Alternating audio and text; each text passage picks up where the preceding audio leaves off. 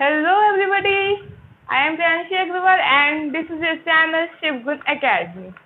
आज हम आपको बताएंगे पैकिंग इफिशिएंसी के बारे में।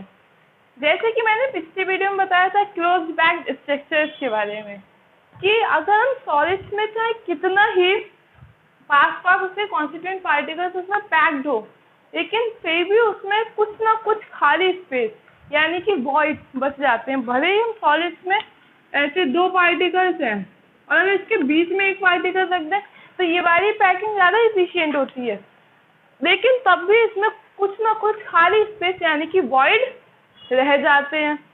ठीक है, तो हम आज यही देखेंगे कि उनकी पैकिंग इफिशिएंसी क्या है, कि उनमें कॉन्स्टिट्यूएंट पार्टिकल्स कितना इफिशिएंटली पैक्ड है। ठीक है, तो चलिए हेडिंग लगाइए, पैकिंग इफिशिएंसी। कि किसी भी सॉलिड में उसके कॉन्स्टिट्यूएंट पार्टिकल्स कितना इफिशिएंटली पैक्ड होते हैं। पैकिंग इफिशिएंसी, ठीक है। इसमें हम आज सबसे पहले देखेंगे पैकिंग इफिशिएंसी इन HCP और CCP लैटिस। ठीक है, HCP क्या होता है, हेक्सागोनल क्रॉस पैकिंग। CCP क्या होता है, क्यूबिक क्रॉस पैकिंग। जो HCP और CCP होते हैं ना, वो उन दोनों की पैकिंग इफिशिएंसी सेम होती है। ठीक है, तो इसलिए जो हम CCP के लिए कैलकुलेशन करेंगे वही हमारा आंसर आएगा HCP के लिए। ठीक है, पैक से हेडिंग लगाइए आप, packing efficiency in HCP and CCP lattice. और जो CCP होता है उसे हम FCC भी बोलते हैं, जैसा कि आपको पता होगा, मैंने पहले भी बताया है। तो आज हम सिर्फ CCP यानी कि FCC की कैलकुलेशन करेंगे और उससे जो आंसर आएगा वही हमारा HCP के लिए भी वैलिड होगा, क्योंकि HCP और CCP दोनों की इफिशियंसी सेम होती है। ठीक है, तो चलिए हम इसकी डेरिवेशन देखते हैं और आंसर देखते हैं क्या आएगा कि कितना इफिशियंटली इसमें कॉन्स्टिट्यूएंट पार्टिकल्स पैक्ड होते हैं। तो सबसे पहले तो हम एक यूनिट सेल ले लेते हैं। ठीक है, सबसे पहले तो हम एक यूनिट सेल ले लेते हैं।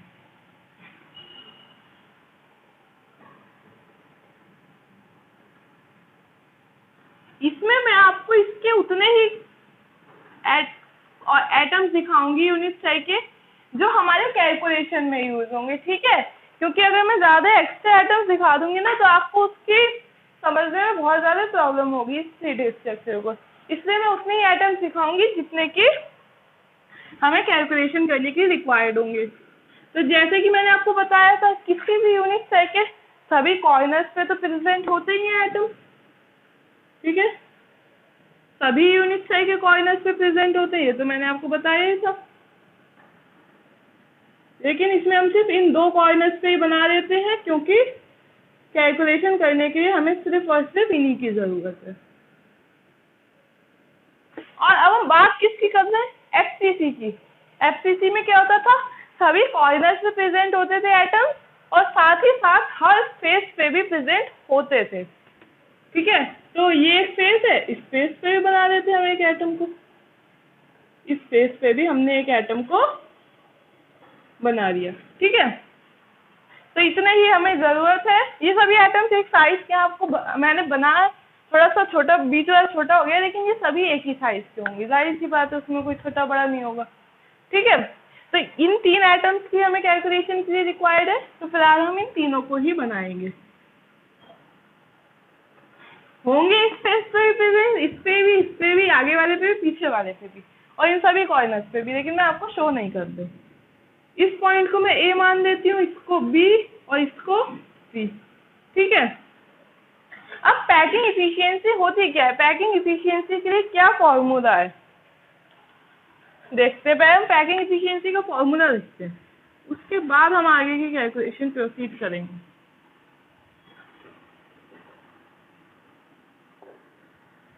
अच्छा, आप ये बताइए कि कितने एटम्स आ रहे हैं यूनिट सेल में।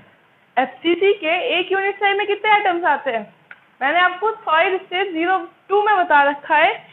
एटम्स का कॉन्ट्रीब्यूशन एफसीसी में, बीसीसी में। अगर आपको बहुत ही डिटेल में जानना है तो आप थर्ड स्टेज 02 टाइप करके शिव गुण एकेडमी यूट्यूब पे जाके वो वीडियो देख सकते हैं। बाकी शॉर्ट में मैं आपको यहाँ बता देती हूँ कि कॉर्नर एटम्स का कॉन्ट्रीब्यूशन 1/8 होता है और फेस एटम्स का कॉन्ट्रीब्यूशन 1/2 होता है। कॉर्नर एटम्स कितने होते हैं? 8 कॉर्नर है, तो 8 कॉर्नर एटम्स, हर कॉर्नर एटम का कॉन्ट्रीब्यूशन 1/8। फेसेस कितने? 1 2 3 4 5 6 फेसेस, हर फेस एटम का कॉन्ट्रीब्यूशन 1/2, तो टोटल 4 एटम, यानी कि 4 स्पेयर्स हम कह सकते हैं। स्फेरिकल शेप के तो एटम्स है हमारे, तो हम कह सकते हैं 4 स्पेयर्स होते हैं हमारे एफसीसी में, यानी कि फेस सेंटर क्यूबिक में। तो यहाँ पे 4 स्पेयर्स हुए। बाकी ये कैसे होता है कॉन्ट्रीब्यूशन, ये मैंने आपको सॉलिड स्टेज 02 में एक्सप्लेन करा है, आप वहां जाके वो देख सकते हैं। ठीक है, तो एफसीसी में टोटल 4 स्पेयर्स हुए, तो हमारा फॉर्मूला क्या बनेगा? देखिए, volume occupied by 4 spheres in unit cell, 4 spheres in unit cell upon volume of unit cell into 100। ठीक है, ये फॉर्मूला आपको बहुत जनरल दिख रहा होगा कि किसी भी चीज की इफिशियंसी हमें कैलकुलेट करनी है। सॉलिड है, उसमें एटम्स कितना पास पास है, हमें इसी की तो इफिशियंसी निकालनी है। तो कितना वॉल्यूम उन स्फीयर्स ने ऑक्युपाई किया है यूनिट सेल में, डिवाइडेड बाय उस यूनिट सेल का वॉल्यूम क्या है, और हम परसेंटेज में कैलकुलेट कर रहे हैं, इसलिए हमने उसे 100 से मल्टीप्लाई करा दिया। तो ये हो गया हमारा पैकिंग इफिशियंसी का फॉर्मूला। अब यहाँ पे क्या आता है, हम इस क्यूब की साइज a मानते हैं और रेडियस ऑफ स्फीयर, हम यहाँ स्फीयर की रेडियस मानते हैं r। ठीक है, क्यूब की साइड मानी a, स्फीयर की रेडियस मानी r। तो यह होगा क्या, वॉल्यूम ऑफ 4 स्फीयर आएगा हमारा रेडियस के टर्म्स में, वॉल्यूम ऑफ यूनिट सेल आएगा a के टर्म्स में। तो हम इन दोनों टर्म्स को कैंसिल कैसे कराएंगे? नहीं करा पाएंगे ना। हमें कैंसिल कराने के लिए इन दोनों में आपस में कोई रिलेशन ढूंढना पड़ेगा, तभी तो हम इसे सॉल्व करा पाएंगे। भाई ऊपर r होगा, नीचे a होगा, तो हम कैसे सॉल्व कराएंगे? नहीं करा सकते। तो इसलिए हमें r और a में कोई रिलेशन निकालना पड़ेगा, उसी के लिए हम यहाँ पे डेरिवेशन करेंगे। ठीक है, तो चलिए देखिए, हम ट्राइंगल ABC को ले लेते हैं। इन ट्राइंगल ABC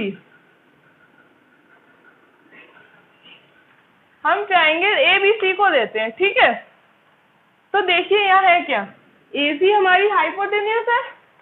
अब भाई क्यूब है तो ये एंगल तो 90 डिग्री का ही होगा, ये तो जनरल है। तो AC हमारी हाइपोटेन्यूस है, तो पाइथागोरस आप सभी को पता होगी, हाइपोटेन्यूस का square is equal to perpendicular square plus base का स्क्वायर। ठीक है, वही हम यहाँ पे अप्लाई करेंगे। AC square is equal to AB square plus BC square, hypotenuse का square is equal to perpendicular square plus base square.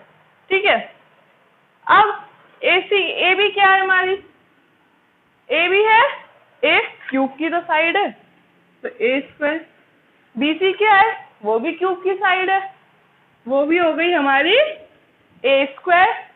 ठीक है, अब AC क्या है बताइए, AC हमारा फेस डायगोनल, जो ये फेस है एक, इसका डायगोनल ही तो है। ठीक है, AC को देखिए हम कैसे देखेंगे, ये डिस्टेंस कितनी हुई, ये डिस्टेंस r, इस स्फीयर की रेडियस है r, इस स्फीयर का डायमीटर पूरा कितना हुआ 2r, इस स्फीयर की रेडियस कितनी हुई r। अब आपको साफ साफ दिख रहा होगा कि AC क्या हुई 2r plus r plus r, यानी कि AC हुई हमारी 4r, AC हो गई हमारी 4r, यानी कि 4r का square is equal to 2a square. ठीक है, ये हो गया। अब इसे सॉल्व करा देते हैं। 16r² is equal to 2a², 2 8 जो 16, तो 8r² is equal to a², ठीक है, 8r² is equal to a²। अब हम दोनों तरफ रूट ले लें, square root, taking square root on both side, on both side, ठीक है, स्क्वायर रूट ले लेंगे तो क्या आएगा, 8 का स्क्वायर रूट क्या होता है 2√2, r² का अगर हम रूट ले लेंगे तो वो r निकल ही आएगा, a² का रूट ले लेंगे तो a, तो ये हमारा रिलेशन निकल ही आया a और r का, ठीक है, तो ये हमारा रिलेशन निकल ही आया a और r का। अब हम इस फॉर्मूले में वैल्यू पुट करके एफिशिएंसी निकाल सकते हैं। देखिए कैसे,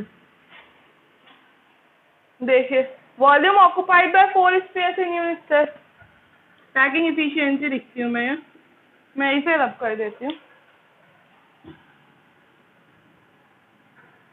ठीक है, volume occupied by 4 space in unit cell. Volume of one sphere क्या होता है, स्पेयर के वॉल्यूम का formula 4/3 pi r cube, one sphere का फॉर्मूला हुआ 4/3 पाई आर क्यूब। अब यहाँ है किससे 4 स्पेयर, तो 4 × 2, ठीक। अब वॉल्यूम ऑफ क्यूब क्या होता है, साइड क्यूब, यानी कि a का क्यूब इंटू 100। अब देखिए 4 × 4/3 pi r cube upon a cube क्या है, a की वैल्यू पुट कर दे 2√2 r का क्यूब, 2√2 r का क्यूब मल्टीप्लाइड बाय 100। इसको सॉल्व करा देते हैं, 4 × 4/3, ये 3 अपॉन में आ गया, पाई आर क्यूब, 2√2 का क्यूब करेंगे क्या आएगा, 2√2 × 2√2 × 2√2, 2 to the 4, 4 to the 8 into 2√2 यानी कि 16√2, ठीक है, 16√2 आर क्यूब इंटू 100। अब देखिए, अब यहाँ पे आर क्यूब से आर क्यूब कैंसिल हो गया, अब हमारी सिर्फ डिजिट की वैल्यू बची, वो हम सॉल्व करा देंगे, वरना ए और आर दोनों टर्म्स थे तो हम उन्हें सॉल्व नहीं करा सकते थे, जिसके लिए हमने ये अपना रिलेशन निकाला, ठीक है। पाई की वैल्यू रख दीजिए 22/7 इंटू 3, और √2 की वैल्यू क्या होती है 1.4 होती है, √2 की वैल्यू हुई 1.4 मल्टीप्लाइड बाय 100, ठीक है। पाई की वैल्यू 22/7, 3, 1.4 और 100। अब इसे हम सॉल्व करा देते हैं,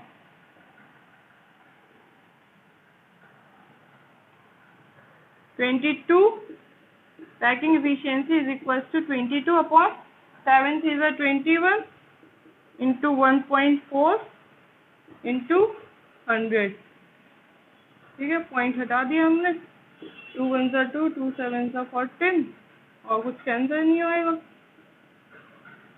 7 1 7, 7 2 14, अब हम इसे डिवाइड करा दें और हमारी पैकिंग एफिशिएंसी, जब आप इसको डिवाइड कराएंगे तो आपका पैकिंग एफिशिएंसी आएगी 74%, ठीक है। आप इस वैल्यू को सॉल्व करा लीजिए, फिर जो सिंपल डिवाइड है कोई दिक्कत नहीं होगी आपको। जब हम इसको सॉल्व कराएंगे तो हमारी पैकिंग एफिशिएंसी आएगी 74%, ठीक है। तो इस तरीके से हम HCP और या CCP, HCP और CCP की पैकिंग एफिशिएंसी सेम होती है, तो इसलिए हमने CCP के लिए कैलकुलेट किया और वही वैल्यू हमारी HCP के लिए भी आएगी, ठीक है। तो आप लोग वीडियो को पॉज करिए, इसके बाद हम नेक्स्ट पैकिंग एफिशिएंसी देखते हैं बॉडी सेंटर्ड क्यूब की, बॉडी सेंटर्ड यूनिट सेल की, ठीक है। वीडियो को पॉज करिए, नोट करिए। बॉडी सेंटर्ड क्यूबिक स्ट्रक्चर्स में क्या होता है, मैंने बताया था कि कॉर्नर्स पे एटम्स प्रेजेंट होते हैं और बॉडी के सेंटर पे एटम्स प्रेजेंट होते हैं, तो हम उसका बना लेते हैं यूनिट सेल। मैं इसमें भी सिर्फ उतने ही एटम्स दिखाऊंगी जितने हमारी कैलकुलेशन के लिए रिक्वायर्ड है, एक्स्ट्रा एटम्स नहीं दिखाऊंगी क्योंकि वो आपको सिर्फ और सिर्फ कंफ्यूज ही करेंगे।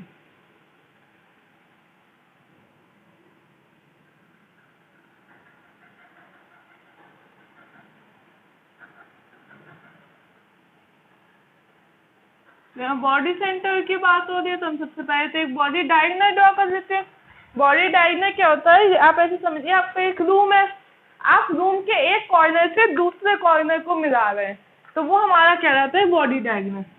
तो ये रूम का एक कॉर्नर हो गया, और ये पीछे वाले, ये आगे वाला फेस, ये पीछे वाला फेस, आगे वाली दीवार रूम की, पीछे वाली इस कॉर्नर से इस कॉर्नर तक मिलाना। तो ये आगे वाला फेस का एक पॉइंट दे दिया और इस पीछे वाले फेस का एक पॉइंट दे दिया, और हम इन दोनों को आपस में मिला देते हैं। तो ये हमारा हो गया बॉडी डायगोनल। ठीक है, अब इसके हम एटम्स ड्रॉ कर लेते हैं। एक हमारा इस पॉइंट पे प्रेजेंट होता है एटम, ठीक है, एक हमारा इस कॉर्नर पे एटम प्रेजेंट होता है, एक इस कॉर्नर पे प्रेजेंट होगा, और एक बॉडी के बीच में प्रेजेंट होगा। ठीक है, ये हमने बॉडी डायगोनल तो ड्रॉ किया है, तो इस डायगोनल पे तो बॉडी वाला लाई करेगा। जब हम बॉडी डायगोनल ड्रॉ कर रहे हैं तो जो बॉडी में एटम प्रेजेंट होता है बीसीसी लैटिस में, वो हमारा बॉडी डायगोनल से पास करेगा, तो वो एटम हमने बॉडी डायगोनल पे शो कर दिया। ठीक है, अब इसके बाद हम देखते हैं एक एटम हमारा प्रेजेंट यहाँ भी होगा, प्रेजेंट तो सभी कॉर्नर्स पे होंगे, हम सिर्फ उनको देख लेते हैं जो हमारी कैलकुलेशन के लिए रिक्वायर्ड है। तो एक एटम को मैं इस कॉर्नर पे बना देती हूँ, ये मैं डॉट से दिखा दे रही हूँ ज़्यादा कंफ्यूजन ना हो इसलिए। ठीक है, हम इन सभी कॉर्नर्स के नाम दे देते हैं, इसे मान लिया ए, इसे मान लिया बी, सी, डी, ई, एफ, जी, एच। ठीक है, ये हमने सभी कॉर्नर्स के नाम दे दिए। इसके बाद हम इस ट्रायंगल को देखते हैं। कौन सा triangle? In triangle E F D. ठीक है, हम ट्रायंगल देखते हैं ई एफ डी। अब इसमें हो क्या रहा है देखिए, हम क्यूब की साइड मान लेते हैं ए। ठीक है, हमने क्यूब की साइड मान ली ए। अब हम इसको ड्राइव क्यों करना है ये मैंने आपको पहले बताया, क्योंकि हमें ए और आर में रिलेशन चाहिए। अगर हमें ए और आर में रिलेशन नहीं मिलेगा तो हम पैकिंग एफिशिएंसी कैलकुलेट ही नहीं करा पाएंगे, हमारे दोनों वेरिएबल्स बचे रहेंगे, और रिलेशन मिल जाएगा तो वो ऊपर नीचे कैंसिल हो जाएंगे। ठीक है, तो हम इस ट्रायंगल को देखते हैं E F D. In triangle E F D. ठीक है, अब भाई ये तो राइट एंगल होगा, कोई डाउट नहीं। अब भाई ये कमरे का, ये नीचे का है, अगर आप उस कमरे का बेस है, रूम का आपका बेस है, उसका एक कॉर्नर से दूसरा कॉर्नर मिला दें तो भाई राइट एंगल ट्रायंगल ही तो बनेगा। तो ये हमारा एक राइट एंगल ट्रायंगल है। ठीक है, तो ये हमारा एक राइट एंगल ट्रायंगल है। राइट एंगल तो वैसे ये वाला होगा ना, वो वाला थोड़ी होगा, वो तो हमारी हाइपोटेन्यूस होगी। ऐसे हम स्क्वायर है, स्क्वायर को 20 से काटेंगे तो वो तो हाइपोटेन्यूस बनी। ठीक है, हम इसे सी रेट कर देते हैं। ठीक है, हाइपोटेन्यूस वाली साइड को हम सी रेट कर देते हैं। अब हम यहाँ पे पाइथागोरस थ्योरम लगा देते हैं। क्या होगी? E D square is equal to E F square plus F D square. Oh sorry, hypotenuse है F D square is equal to E D square plus E F square. ठीक है, hypotenuse का square is equal to perpendicular square plus base square. अब इसकी values देखते हैं। F D क्या है? सी स्क्वायर। ई डी क्या है? E D A is equal to A square. E F क्या है? वो भी ए होगी क्योंकि वो भी क्यूब की साइड है, plus a square is equal to 2a square. तो सी हमारी क्या निकल आई? √2a। ये तो हमें एक रिलेशन पता चला अपना। ठीक है, ये हमें एक रिलेशन पता चला। इसके बाद हम लेते हैं triangle A F D. In triangle A F D, triangle A F D में क्या है देखिए, ट्रायंगल ए एफ डी में हमारा कौन सा राइट एंगल है? ये वाला। अब आपकी कमरे की दीवार है और नीचे के बेस पे आपने कोई लाइन ड्रॉ करी, तो भाई वो लाइन तो उस दीवार के परपेंडिकुलर ही होगी। तो इसलिए ये हमारा ये बेस है और ये वॉल है, तो बेस पे से कैसी लाइन ड्रॉ कर दीजिए, वो तो उस वॉल पे परपेंडिकुलर ही होगी ना, इसलिए तो ये 90 हो गया। इसी तरीके से हम इस ट्रायंगल में भी पाइथागोरस थ्योरम लगा दे रहे हैं। क्या लगेगी? AF square is equals to FD square plus AD square. ठीक है, AF square is equals to FD square plus AD square. अब इसमें देखते हैं वैल्यूज। AF क्या है? AF क्या है? देखिए, हमने रेडियस मानी R, ठीक है, radius of sphere is equals to R। Atoms spherically shape के थे, तो स्फीयर की रेडियस हो गई R, ये इसकी रेडियस हो गई R, यानी कि ये डिस्टेंस हो गई R, ये सेंटर है, और ये पूरा एटम आ रहा है, जिससे ये हो गया 2R डायमीटर, ये इसका सेंटर है, तो इसकी रेडियस हो गई R, यानी कि AF हमारा निकल आया, क्या निकल आया? 2R plus R plus R, यानी कि 4R। तो AF हो गया 4R। FD क्या है? FD हमने C मान रखा है, C का स्क्वायर। AD क्या है? AD हमारी क्यूब की साइड है, तो वो हो गई हमारी A स्क्वायर।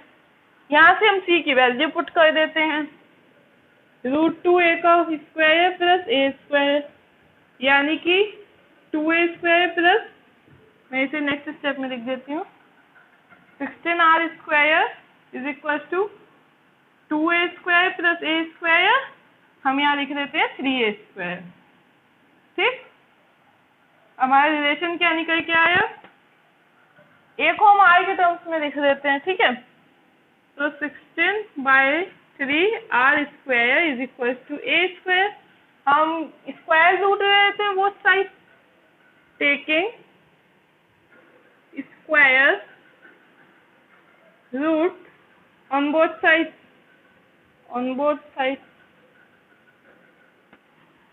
तो हमारा निकलेगा क्या? 16 का स्क्वायर रूट 4 अपॉन इस पे √3 R is equal to A। ये हमारा A और R के टर्म्स में निकल आया रिलेशन। ठीक है, अब इसके बाद हमारा कुछ नहीं बचा, अब हमें इसमें सिर्फ और सिर्फ पैकिंग इफिशियंसी का फॉर्मूला लगा के पैकिंग इफिशियंसी कैलकुलेट करनी है। तो हम यहाँ पे पैकिंग इफिशियंसी भी देख लेते हैं। इसमें क्या बनेगा फॉर्मूला? अब देखिए, जैसे कि पिछला हमने क्या पढ़ा था, फेस सेंटर या फिर क्यूबिक क्रॉस पैकिंग, उसमें हमारे टोटल 4 स्फीयर्स आ रहे थे। इसमें कितने स्फीयर्स आते हैं बॉडी सेंटर में? कॉर्नर एटम से 8, हर कॉर्नर एटम का कंट्रीब्यूशन 1/8, और कौन सा एटम है जो बॉडी के सेंटर पे है, और वो तो हमारा पूरा ही एटम आ रहा है, +1 यानी कि 2। तो बॉडी सेंटर यूनिट सेल में हमारे टोटल 2 एटम आते हैं। ठीक, तो पैकिंग एफिशिएंसी का हमारा फॉर्मूला क्या बनेगा? Volume occupied by 2 spheres in unit cell upon volume of unit cell into 100। ठीक, पैकिंग इफिशियंसी में हमें यही तो कैलकुलेट करना है कि कितना इफिशिएंटली कॉन्स्टिट्यूएंट पार्टिकल्स पैक्ड है। तो जितनी जगह कॉन्स्टिट्यूएंट पार्टिकल्स ने दी, यानी कि हम कह सकते हैं जितनी जगह स्फीयर्स ने दी डिवाइडेड बाय जितना वॉल्यूम यूनिट सेल का है, और हम परसेंटेज में आंसर कैलकुलेट करना है, इसलिए हमने उसे 100 से मल्टीप्लाई करा दिया। ठीक है, अब हम इसकी कैलकुलेशन करा देते हैं। वॉल्यूम ऑक्युपाइड बाय 2 स्फीयर्स, एक स्फीयर का वॉल्यूम 4/3πr³, 2 स्फीयर्स है इसलिए 2 से मल्टीप्लाई करा दिया। Volume of unit sell side cube into 100। अब हम A की वैल्यू रख देते हैं R के टर्म्स में, 8/3πr³ डिवाइडेड बाय A³ की वैल्यू 4/√3R, 4/√3R का क्यूब मल्टीप्लाइड बाय 100। अब बस इसे कैलकुलेट कराना बचा, 8/3, पाई की वैल्यू रख दे रहे हैं हम 22/7 into r cube divided by 4 का क्यूब, 4 4 जा 16, 16 4 जा 64 बाय √3 का cube 3√3 into r cube into r cube से आर क्यूब कैंसर, 3 से 3 कैंसर, 8 8 जा 64, ठीक है। 2 4 जा 8, 2 1 जा 2, तो हमारा बचा क्या, इस √3 को ऊपर भेज दें, 11√3 इंटू 100 डिवाइडेड बाय, नीचे क्या बचा 7 और 4, 7 4 जा 28, ठीक है।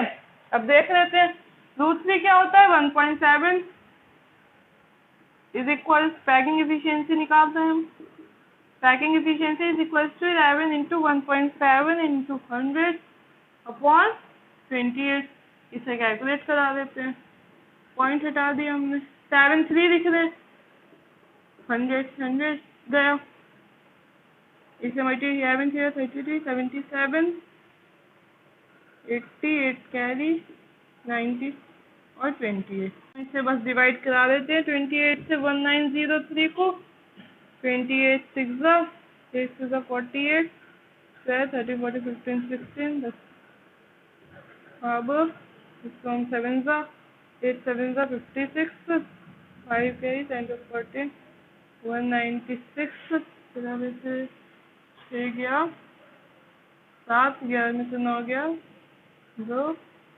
अब ये पॉइंट लगाए 0 मिला, 9 8 जो 72, 9 2 18 19 20 20 25, तो ये आपका आया है 67.9, तो हम इसे क्या दे रहे हैं 68%। तो ये हमारी पैकिंग इफिशियंसी हो गई बॉडी सेंटर क्यूबिक स्ट्रक्चर के लिए, ठीक है। बॉडी सेंटर क्यूबिक स्ट्रक्चर की पैकिंग इफिशियंसी होती है 68%। तो आप लोग वीडियो को पॉज करके इसका नोट कीजिए, फिर हम लोग देखते हैं सिंपल क्यूबिक स्ट्रक्चर की पैकिंग इफिशियंसी, ठीक। वीडियो को पॉज करके नोट कर दीजिए, मैं साइड हो जा रही हूँ, ठीक है। आप लोग वीडियो को पॉज करके नोट कीजिए।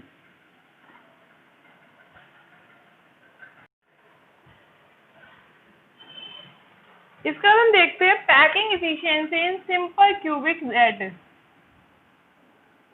Packing efficiency in simple cubic lattice। Simple cubic lattice में क्या होता है, इसमें ये तो सबसे सिंपल डेरिवेशन है हमारी, इसमें कुछ नहीं होता है, इसमें सिर्फ और सिर्फ क्यूब के यानी कि यूनिट साइज के कॉर्नर पे एटम्स प्रेजेंट होते हैं, तो इसलिए इनमें टोटल एटम्स का कॉन्ट्रीब्यूशन होता है 1, क्योंकि सिर्फ और सिर्फ कॉर्नर्स पे प्रेजेंट है, और हर कॉर्नर एटम का कॉन्ट्रीब्यूशन होता है 1/8, और है टोटल 8 कॉर्नर्स, तो टोटल एटम्स हमारे आते हैं 1, ठीक है। ये हमारी सबसे सिंपल डेरिवेशन है इस तीनों डेरिवेशन में से। हमने क्यूब की साइड मानी a, तो सिर्फ और सिर्फ इसके कॉर्नर्स पे प्रेजेंट होने हैं, तो हम बना लेते हैं एटम्स को। तो एक एटम ये हुआ, ये सेंटर है इसका, ये कॉर्नर ही है, थोड़ा सा आगे पीछे हो जाए तो उससे ज्यादा ध्यान मत दीजिएगा, ठीक है। ये कॉर्नर पे हमने एटम्स ड्रॉ कर दी, स्फीयर्स ड्रॉ कर दी, हम कह सकते हैं। अब देखिए हर स्फीयर का कंट्रीब्यूशन होता है 1/8 कॉर्नर वाले का, और इसमें है टोटल कितने 8 स्फीयर, सभी कॉर्नर्स पे प्रेजेंट होंगे इंटू 8, और कहीं पे सिंपल क्यूब पे प्रेजेंट नहीं होता, तो टोटल हमारा एटम्स प्रेजेंट होते हैं एक यूनिट साइज में सिंपल क्यूब के 1, ठीक है।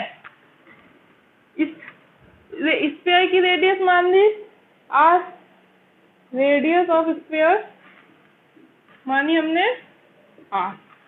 अब देखिए इसमें होगा क्या, ये तो हमारी सबसे सिंपल डेरिवेशन होती है। पैकिंग एफिशिएंसी का हम फॉर्मूला लिख लेते हैं इसमें, तो सबसे पहले volume occupied by one sphere, इसमें तो एक ही स्फीयर आता है in unit cell. In unit cell divided by volume of unit cell multiplied by 100। ठीक है। अब इसमें होगा क्या, इसमें तो आपको साफ साफ दिख रहा है ये क्या है, स्फीयर की साइड यानी कि ए, और स्फीयर की साइड का किसके इक्वल है, आर प्लस आर यानी कि 2r। ये लीजिए हमारा रिलेशन आ गया ए और आर में। सबसे सिंपल, ये स्फीयर की साइड है, स्फीयर की साइड देख किसके इक्वल है हमें, आर प्लस आर, तो हमारा आ गया 2r, ए और आर में रिलेशन आ गया, इसमें हम वैल्यू पुट कर देंगे बस। स्फीयर के वॉल्यूम का formula 4/3 pi r cube, unit cell का volume side cube into 100, 4/3 pi की value 22/7 into r cube divided by a cube. A cube क्या हुआ, 2r का क्यूब इंटू 100, 4 2 8। अभी हम नहीं कराते इसे, कुछ हो सकता है कैंसिल हो जाए। 4/3 into 22/7 into r cube upon 2 का cube 8 into r cube into 100। R cube से आर क्यूब कैंसर, 4 2 8, 2 1 2। ठीक है, तो 1100 डिवाइडेड बाय 21। ठीक है, हमारा बचा 1100 डिवाइडेड बाय 21। अब हम इसे सॉल्व करा देते हैं। 21 5 5 1 5, 5 2 2 2 8। अब यहाँ पॉइंट लगाएंगे, 0 मिलेगा, 4 हो जाएगा। 84 ज़्यादा हो रहा है, तो 3 3 3 3 या 4, तो ये 5 ये ज़्यादा ही जाएगा। 7 7 8 ये हमारा 52.38 आया, तो हम लिख देते हैं इसे packing efficiency is equal to 52.4%। ठीक है, तो हम लिख देते हैं packing efficiency is equal to 52.4%। तो हमने देखा कि सीसीपी की पैकिंग एफिशिएंसी होती थी 74%, बॉडी सेंटर की पैकिंग एफिशिएंसी होती थी 68%, और सिंपल क्यूबिक की पैकिंग एफिशिएंसी होती है 52.4%। तो इससे हमें क्या पता चला कि सीसीपी या फिर एचसीपी जिनकी पैकिंग एफिशिएंसी सेम होती है, यही हमारी सबसे ज़्यादा इफिशिएंटली पैक्ड होते हैं। ठीक, क्योंकि भाई 74% सबसे ज़्यादा इन्हीं की आ रही है। तो सीसीपी दैट इज जो कि हमारे फेस सेंटर क्यूबिक भी कहलाते हैं, उनकी पैकिंग एफिशिएंसी सबसे ज़्यादा होती है। ठीक है, अब इसके बाद एक और टॉपिक देखते हैं हम आज के वीडियो में, फिर इस वीडियो को ख़त्म करेंगे। ठीक है, हम आज देखेंगे अब डेंसिटी की, हम किसी भी यूनिट सेल की मतलब सॉलिड की डेंसिटी कैसे पता करें। क्यूब है यानी कि सॉलिड है, अगर हमें उसके डायमेंशन पता होंगे तो हमें उसका वॉल्यूम पता है, और अगर हमें उसका मास पता होगा, ठीक है, अगर हमें कोई भी सॉलिड है यूनिट सेल है, अगर हमें उसके डायमेंशन पता है तो हम उसका वॉल्यूम निकाल देंगे, और अगर हम डेंसिटी का कोई फॉर्मूला निकाल दें, उससे डेंसिटी पता चल जाए, तो हम डेंसिटी और वॉल्यूम को यूज करके किसी भी सॉलिड का मास पता कर सकेंगे। तो उसके लिए हम एक डेंसिटी का फॉर्मूला ड्राइव करते हैं। ठीक है, तो आप लोग पहले वीडियो को पॉज करके नोट कर दीजिए, फिर हम एक डेंसिटी का फॉर्मूला देखते हैं। आप लोग वीडियो को पॉज करके नोट कर दीजिए। ठीक, हम देखेंगे डेंसिटी का फॉर्मूला। वैसे तो डेंसिटी का जनरल फॉर्मूला आपको पता होगा, मास अपॉन वॉल्यूम, लेकिन मास उसमें क्या होता है, कैसे होता है, अभी हम थोड़ा सा वो देखते हैं। ठीक है, डेंसिटी डेंसिटी क्या होती है, मास अपॉन वॉल्यूम। तो हम यहाँ क्या लेंगे, mass of unit cell upon volume of unit cell. अब देखिए, जो डेंसिटी एक यूनिट सेल की होगी ना, वही डेंसिटी हमारे पूरे सॉलिड की होगी। तो इसलिए हम एक यूनिट सेल की डेंसिटी के लिए फॉर्मूला निकाल लें तो उसी फॉर्मूले से हमारी सॉलिड की भी डेंसिटी आ जाएगी। ठीक है, तो ये हमारा हो गया mass of unit cell upon volume of unit cell.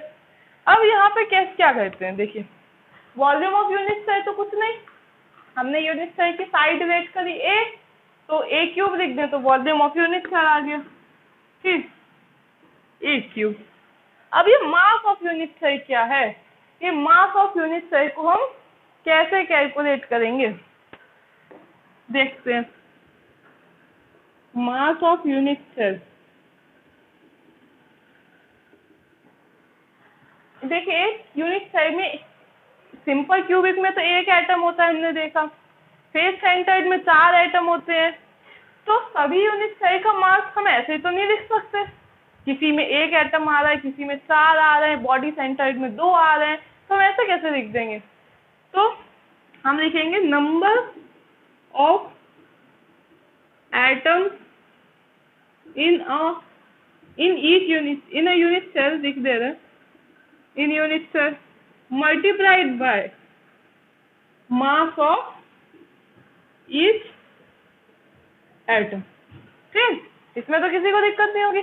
अब भाई एक जैसे कि सिंपल क्यूबिक यूनिट सेल है, उसमें 1 एटम आता है, फेस सेंटर्ड है उसमें 4 आते हैं, बॉडी सेंटर्ड में 2 आते हैं, तो हमें उसके लिए कुछ तो देखना पड़ेगा ना, हम डायरेक्ट ऐसे कोई वैल्यू नहीं लिख सकते। तो हम लिखेंगे number of atoms in a unit cell, कि एक एटम में कितने एटम्स आ रहे हैं एक यूनिट सेल में, और हर एटम का मास क्या है, तो हमें यूनिट सेल का मास पता चल जाएगा।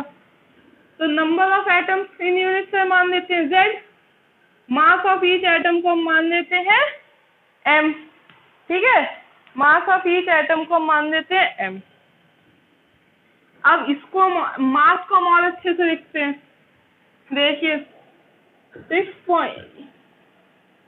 1 मोल का मास क्या होता है, 1 मोल में कितने एटम्स होते हैं, 1 मोल में होते हैं हमारे 6.02 2 × 10⁻23 मॉलिक्यूल के एटम्स हम कह सकते होते हैं। और ये हमारा क्या होता है, एवोगैड्रो नंबर,